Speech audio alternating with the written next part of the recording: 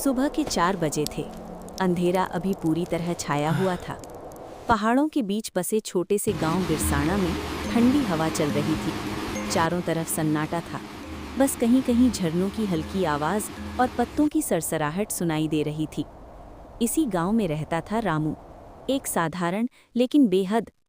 रामू की उम्र करीब 50 साल थी, लेकिन शरीर मजबूत और मन हिम्मती। वो रोज़ सूरज निकलने से पहले उठ जाता। उसकी पत्नी कंकु देवी चूल्हा जलाकर चाय और मक्के की रोटी बना रही थी। कंकु देवी बोली, जल्दी खा लो जी, आज खेत में बहुत काम है। रामू ने मुस्कुराकर सिर हिलाया।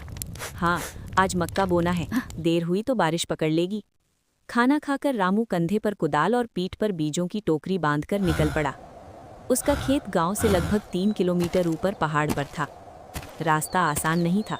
कभी पत्थरों पर चढ़ना, कभी फिसलन भरी मिट्टी से उतरना, कभी घने जंगल के बीच से गुजरना। चारों तरफ ऊंचे ऊंचे पहाड़, देवदार के पेड़ और नीचे गहरी खाइयाँ।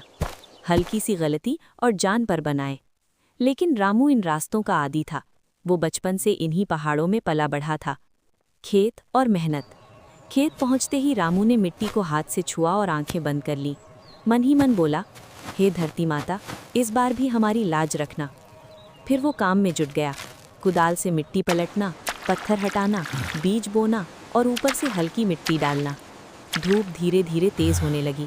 पसीना उसकी आंखों में भर आया, लेकिन वो रुका नहीं। दोपहर तक उसकी कमर दर्द से झुक गई। हाथ कांपने लगे, लेकिन मन मजबूत था। कुछ देर आराम के लिए वो एक बड़े पत्थर पर बैठ गया। अपनी पोटली खोली, उसमें मक्के की सूखी रोटी, प्याज और नमक। रामू के 2 बच्चे थे, बेटा रवि और बेटी गौरी। रवि शहर में पढ़ता था, गौरी गांव के स्कूल में। रामू चाहता था कि उसके बच्चे उसकी तरह संघर्ष भरी जिंदगी न जिएं। वो अक्सर कहता, मैं खेत में मर जाऊंगा कोई बात नहीं, लेकिन मेरे बच्चे पढ़ लिख कर अच्छी जिंदगी जिएं, यही सपना है। एक साल बारिश बहुत ज्यादा हो गई। लगातार 3 दिन तक मूसलाधार बारिश होती रही। पहाड़ से भूसंखलन हुआ। मिट्टी और पत्थर बहते हुए रामू के खेत में आ गिरे। जब वो खेत पहुंचा तो उसकी आधी फसल मिट्टी में दब चुकी थी। वो वहीं बैठ गया, आंखों में आंसू आ गए। लेकिन रामू ने हिम्मत नहीं हारी।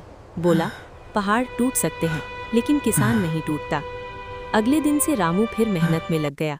उसने खेत साफ किया, पत्थर हटाए, मिट्टी समतल की। दिन रात मेहनत की। धीरे धीरे खेत फिर से हरा होने लगा। 4 महीने बाद खेत सोने की तरह चमक उठा। मक्के की बालियां हवा में झूमने लगी। राजमा की फलियां लटकने लगी। रामू ने फसल काटी और बाजार ले गया। इस बार उसे अच्छे पैसे मिले। उसने बच्चों की फीस भरी, घर के लिए राशन खरीदा। शाम को जब रामू घर लौटा तो बच्चे दौड़कर उसके गले लग गए। कंकु देवी की आंखों में खुशी थी। रामू ने मन ही मन कहा, यही मेरी असली दौलत है, मेहनत, परिवार और सुकून। सीख, किसान की मेहनत ही हमारी जिंदगी है। उसका सम्मान करना हमारा कर्तव्य है। सब्सक्राइब, लाइक करो और किसान को सपोर्ट करो।